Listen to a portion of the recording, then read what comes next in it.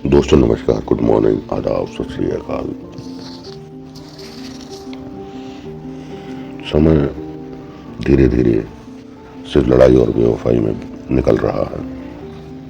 जैसा कि आप देख रहे हैं कि हमारी कहानी पैदाइशी चरित्रहीन का फ्रॉड लोग धीरे धीरे आगे बढ़ रही है और नायक दिन प्रतिदिन हताश होता जा रहा है। एक दिन नायक को एक पेपर मिलता है। पेपर यानी कॉपियों, किताबों, रजिस्टरों में जो होता है वही पेपर मिलता है, जिसमें नायिका और नायक के छोटे भाई के कम से कम 20 जगह नाम लिखे हैं, दोनों एक साथ, जैसे हस्बैंड वाइफ हो। जब नायक ने वो पेपर दिखा के नायिका से पूछा तो माफी मांगने लगी और प्यार की नौटंकी करने लगी। ऐसी लड़कियां जनरली तुरंत ही अपनी औकात पे आ जाती है और इधर उधर हाथ लगाने लगी। तो नायक ने कहा, इस पेपर को डिस्ट्रॉय कर दो। अगर ये पेपर किसी ने देख लिया तो कहीं ना कहीं बदनामी सभी लोगों की होगी। नायिका को लेकर जब वो छोड़, एक बार बहुत तेज लड़ाई हुई नायक और नायिका के बीच में, और उसी रात नायक नायिका को लेकर जयपुर छोड़ने चला गया और ये सोच कर आया कि अब कभी नहीं लाएगा वापस। नायक को नायिका के घर वालों से विदाई तो सिर्फ 2 ही बार मिली थी, शुरुआत में पहली और दूसरी। अब कभी उसको कोई विदाई नहीं मिलती थी। जब नायक वापस जा रहा था तो नायक ससुराल के मकान मालिक से मिलने पहुंचा, मिसेस पैप सिंह से। तो मिसेस पैप सिंह ने मिलते समय खड़े होकर नायक को 20 रुपए विदाई के तौर पर दिए, लेकिन नायिका और इसके घर वालों ये भी नहीं दिया। नायक वापस आया और अपना काम करने लगा। दिन में बच्चों को याद करता, रात में सोना भी मुश्किल हो जाता। नायिका को फोन करता तो सीधे मुंह बात भी नहीं करती, कुछ घर के दबाव में, कुछ बच्चों की याद में और कुछ बीवी की याद में। नायक की रातें भी खराब होने लगी और दिन तो खराब था ही। तो नायक लेने चला गया। वहां पहुंचा, पता चला तो नायिका के घर वालों ने दूसरा मकान किराए पे ले लिया था। ये किराए पे रहते थे। यह मकान तो मिसेस पैप सिंह भी कहती थी कि ये मकान खाली करने का सिर्फ कारण ममता है।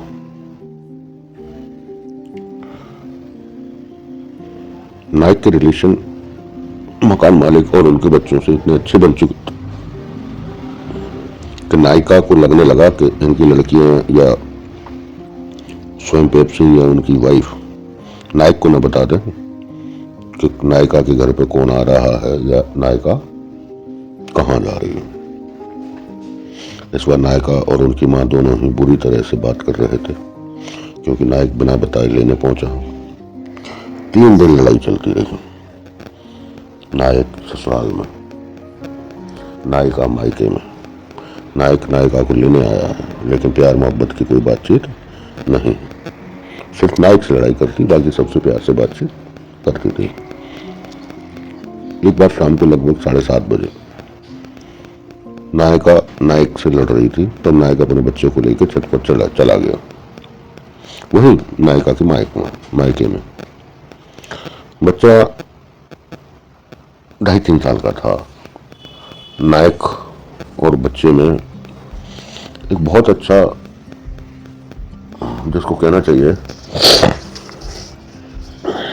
कोई गठबंधन था कि बच्चा जब तक नायक से अपने पैर नहीं दबा लेगा तब तक उसको नींद नहीं आएगी।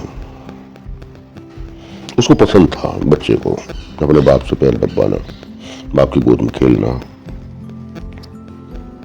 नायक पैर दबा रहा था। थोड़ी देर बाद नायिका का छोटा भाई कुलदीप नायिका के पुराने बॉयफ्रेंड विपिन को लेकर घर आया। खुद बाहर खड़ा हो गया। ये नायक ऊपर छत से देख रहा था। थोड़ी देर बाद नायिका की माँ जो नीचे खाना बना रही थी, वो भी छत पे आ जाती है और नीचे जाने के गेट बंद कर देती और उसकी कुंडी भी लगा देती है, जिससे कि अगर नायक नीचे जाता है तो नायक के जाने से पहले उसकी गेट खुलने की आवाज नीचे पहुंच जाए। अब नायक सोच रहा है या रो रहा है कि अब क्या करें। ऐसा घिनौनापन, ऐसा नंगापन, ऐसा रंडीपना,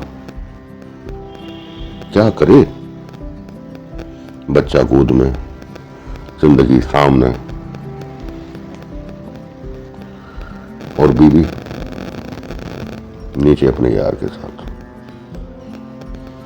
20 मिनट बाद विपिन कुलदीप के साथ चला गया। विपिन चला गया तो नायिका की आवाज आई, मम्मी। तो नायिका की माँ जो झटपट खाना छोड़ के टहलने आई थी वह भी वापस जाने लगी, चली गई नीचे। जो भी बातचीत हुई, नायक और नायक का बालक दोनों ही छत पे। सोच के देखिए कैसा लगा होगा उस नायक को, जैसा ऐसा अपनापन गिरौनापन उसने अपनी आंखों से देखा। किसी से कहे तो क्या कहे, क्या बताए लोगों को। क्या लगता है आपको नायक ने क्या किया होगा, और आपको क्या लगता है कि नायक को क्या करना चाहिए? जी हाँ, अगर आप इस सिचुएशन पे होते तो आप क्या करते? वोट जरूर कीजिए, लाइक कीजिए, पसंद आए तो शेयर जरूर कीजिए, सब्सक्राइब कीजिए जिससे आपको नए वीडियोस मिल सके। आगे देखते हैं हम पैदाइशी चरित्र इनका।